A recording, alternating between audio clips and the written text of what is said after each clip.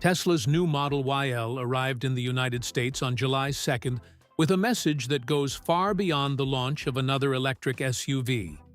At first glance, it looks like a larger and more comfortable version of the Model Y, but the most interesting part is hidden in what it reveals about Tesla's next move.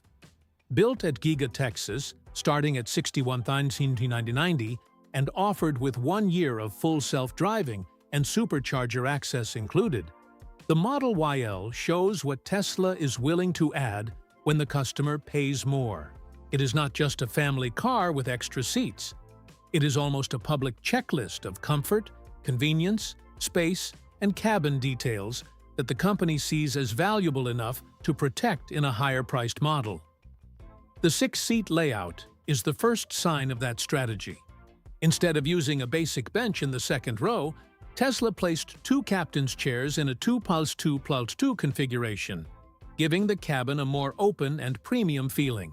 This changes the way people move inside the vehicle, especially when passengers need to reach the third row without folding seats or squeezing through tight spaces.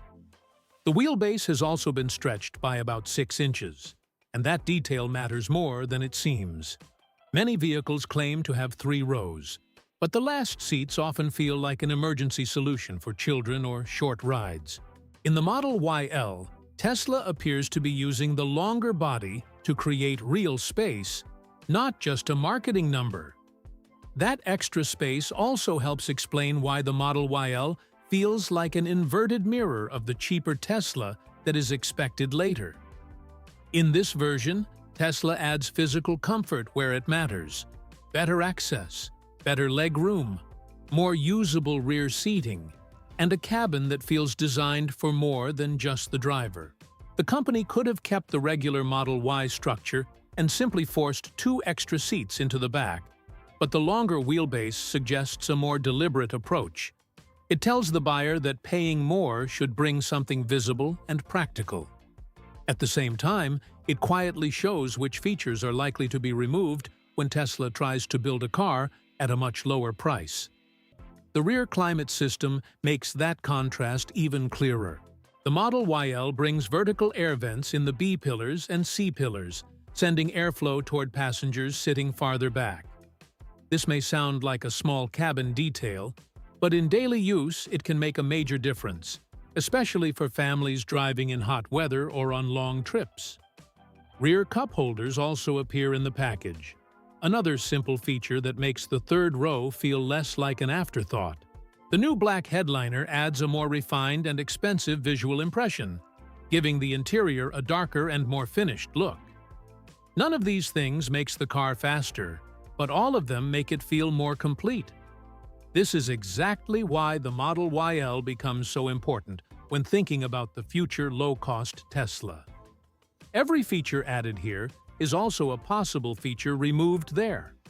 Captain's chairs can become a simple bench. Rear vents can be reduced or eliminated. Cup holders can be simplified. The headliner can return to a cheaper material. Extra trim pieces can disappear. The logic is not emotional, it is industrial. A vent is not just a vent because it needs ducts, plastic pieces, seals, assembly time, supplier coordination, and quality control. A cup holder is not just a cup holder because it requires tooling, space, material, and installation. In a car designed to be cheap, even small pieces become serious decisions. The Model YL therefore works like a preview of Tesla's internal ranking of comfort. The company is showing what it believes belongs in a more expensive vehicle: space, convenience, better rear seat treatment, darker cabin materials, and bundled digital benefits. The affordable model will likely be built by moving in the opposite direction, keeping only what is essential for safety, basic comfort, and daily use. That does not mean the cheaper Tesla must feel bad, but it does mean the cabin will be judged by a different rule. The Model YL shows what Tesla adds when price allows it, and the coming low-cost car will show how much Tesla believes buyers are willing to give up to enter the brand. Just a few days after the Model YL appeared, Another signal came from Giga Texas on July 7th, and this one pointed in a very different direction. Lars Moravi anticipated new things connected to Tesla's effort to scale production. And that phrase matters because scale is not only about building more cars. In Tesla's language, scale usually means cutting time, cutting complexity, cutting factory space, and cutting anything that slows the line down. The same campus that produces a more complete Model YL is also becoming the place where Tesla prepares the opposite kind of vehicle. One side shows a larger SUV with more comfort, while the other side points toward a cheaper platform built around extreme simplification. This is where the low-cost platform starts to become more than a rumor. Giga Texas is no longer just a factory where Tesla assembles vehicles in the traditional sense. It is turning into a testing ground for the next manufacturing model, where the company tries to reduce the size of the factory footprint and remove steps that used to be considered unavoidable. The unboxed process is central to this idea because it changes the order in which a vehicle is built. Instead of moving one nearly complete body through the factory and adding parts step by step, Tesla wants to assemble large sections separately and bring them together later. That can reduce wasted movement, reduce labor, and make the factory itself much more compact. The important detail is that this is not simply about speed. Many people hear new manufacturing process and imagine the car coming out faster, but the real advantage is cost leverage.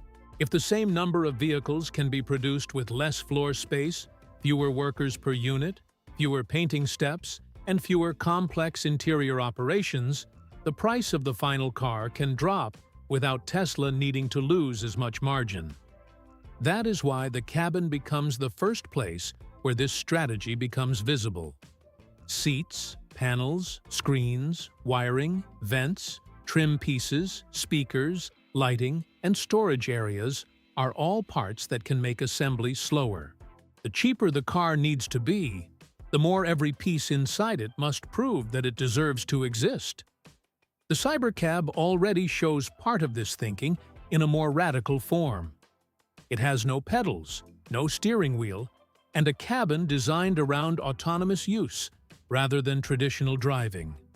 Even though the low-cost Tesla for regular buyers will not necessarily follow that exact formula, the influence is hard to ignore. A simplified dashboard, fewer controls, fewer physical parts, and a cabin centered around one main screen all fit the same industrial logic. The Cybercab is not just a robotaxi experiment, it is also a clue about how Tesla imagines a vehicle when the human driver is no longer the center of the design. That idea can still affect a cheaper consumer car, even if that car keeps normal driving functions. The same Giga Texas campus also connects this strategy to Tesla's larger technology plan. In March, the company requested the Terafab North project, with more than 5 million square feet planned around AI chip production. That may seem distant from a low-cost electric car, but it shows how Tesla is concentrating different parts of its future in one place: vehicles, autonomy, robotics, chips, and manufacturing scale. When those systems share the same industrial ecosystem, the company can make decisions that are not only about one model. A cheaper Tesla can be designed around the same software stack, the same autonomous ambitions, and the same cost-saving factory logic that supports the Cybercab and future AI products. That is why the next affordable Tesla should not be understood only as a smaller Model Y. It may be the first consumer vehicle shaped by the same pressure that created the Cybercab and the unboxed process. The body can be smaller, the battery can be simpler, and the interior can be stripped down before the customer even notices where the savings happened. A missing rear screen, fewer speakers, basic seats, limited color choices, and reduced trim are not random cuts in this kind of project. They are the visible side of a deeper manufacturing decision. Giga Texas is becoming the place where Tesla tries to prove that a car can be cheaper not because it is built worse, but because it is built with fewer things standing between the factory floor and the final price. That cost logic becomes even sharper when Tesla's financial pressure enters the picture. In the second quarter, the company delivered 480,126 vehicles, a jump of almost 25%, and a number that came in above what many expected. On paper, that sounds like the kind of result that should calm the market. More cars delivered usually means stronger demand, better factory use, and more confidence around production. But the reaction was not that simple because Tesla's stock fell the next day. That is the kind of moment that shows how Wall Street is not only watching volume anymore.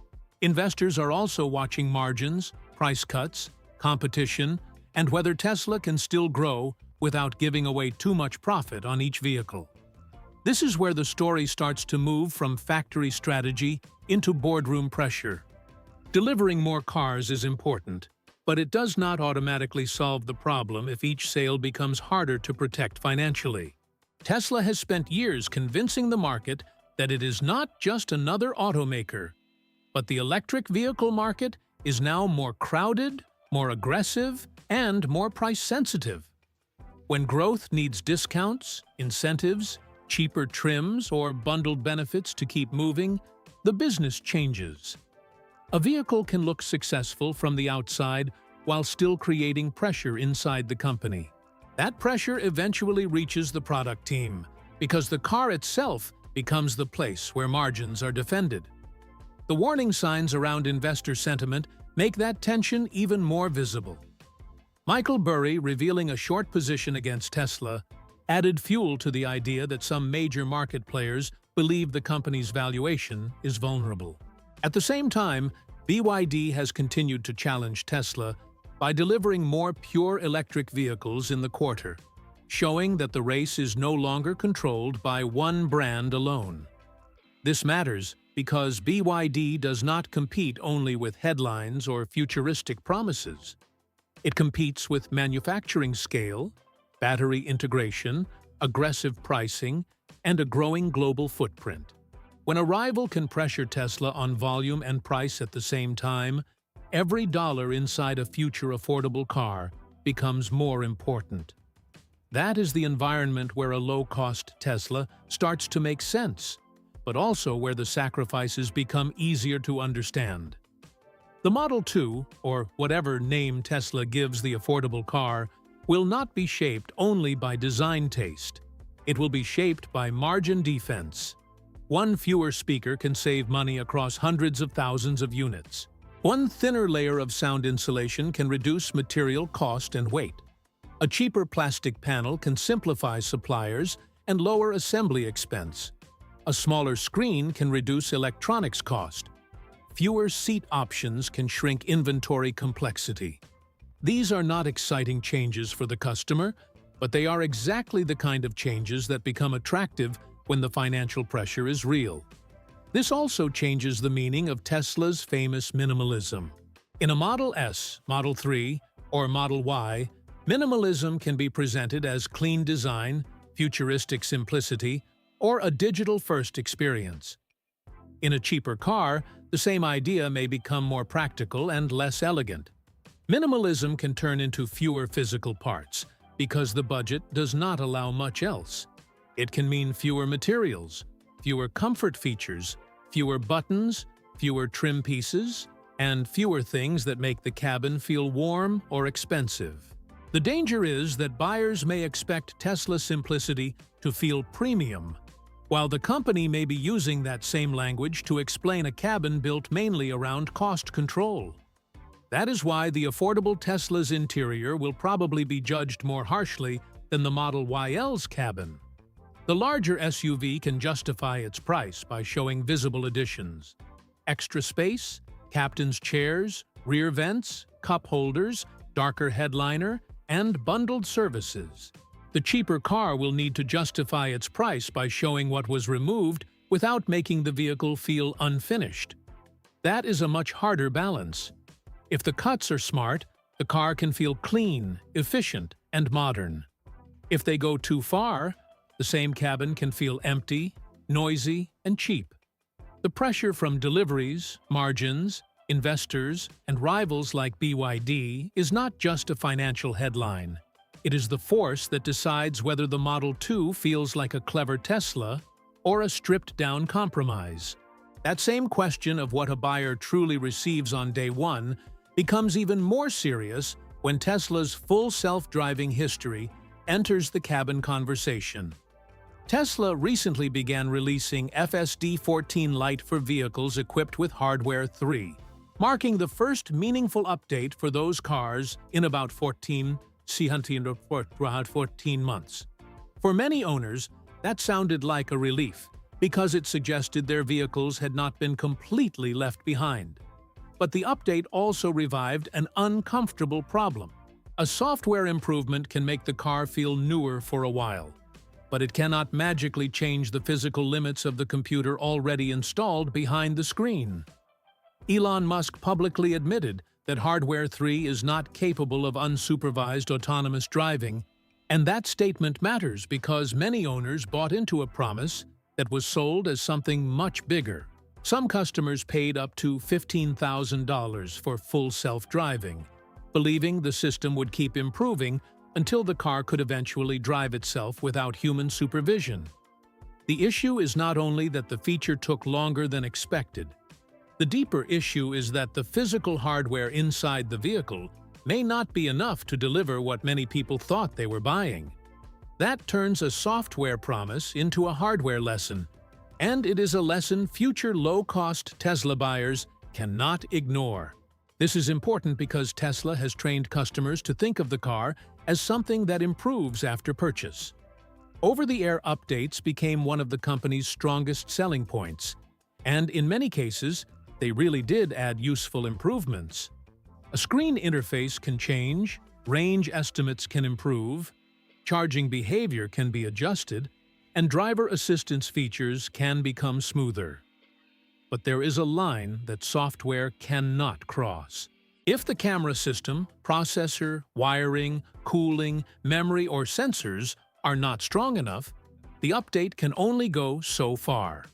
A cheaper Tesla with fewer cabin features may still receive software updates, but those updates will not replace what the car physically lacks. That is why the Model 2 cabin should be judged by what it delivers at the moment of purchase, not by what Tesla might promise for the future. If there is no driver display, the buyer should assume there will be no driver display. If the screen is smaller, the buyer should judge the daily experience around that smaller screen. If the seats are basic, if the sound system has fewer speakers, if the insulation is thinner, and if rear passengers receive fewer comfort features, those choices should be evaluated as permanent parts of the car. Software may improve menus, animations, route planning, or voice control, but it will not add missing foam, missing vents, missing glass, or missing speakers. The Hardware 3 situation also changes how people should think about optional technology in a cheaper Tesla. A low entry price can look attractive, especially if the car carries the Tesla name and promises access to the company's software ecosystem. But if important features are locked behind subscriptions, delayed updates, or future capability claims, buyers will need to separate excitement from reality.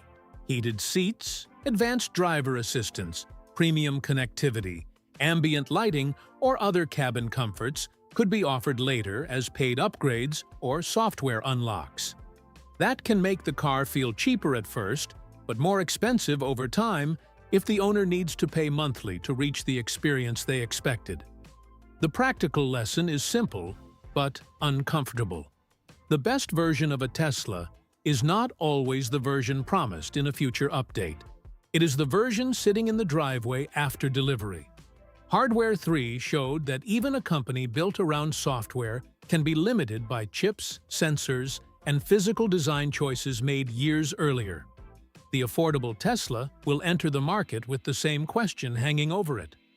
Buyers will need to look closely at the screen, seats, materials, controls, visibility, cabin noise, storage, and comfort before believing that everything can be fixed later. In a low-cost car, the difference between a smart compromise and a frustrating limitation may be decided before the first update ever arrives.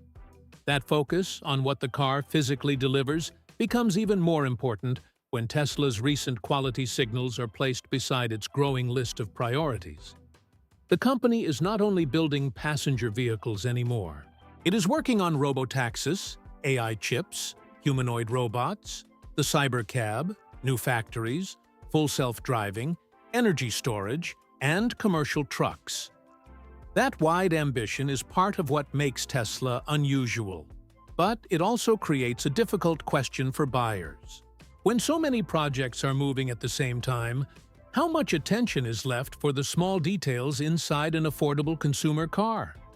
A loose trim piece, an uneven panel gap, a noisy cabin, or a fragile connector may seem minor compared with AI and autonomy, but those are the details owners live with every day. The first known fatal accident involving a Tesla Semi in Nevada brought another layer of attention to the company's heavier vehicle program. The Semi is a very different product from a small, affordable Tesla, but it still competes for engineering focus, testing resources, supplier coordination, and public trust. A commercial truck carrying heavy loads needs extreme reliability because failures can become serious very quickly.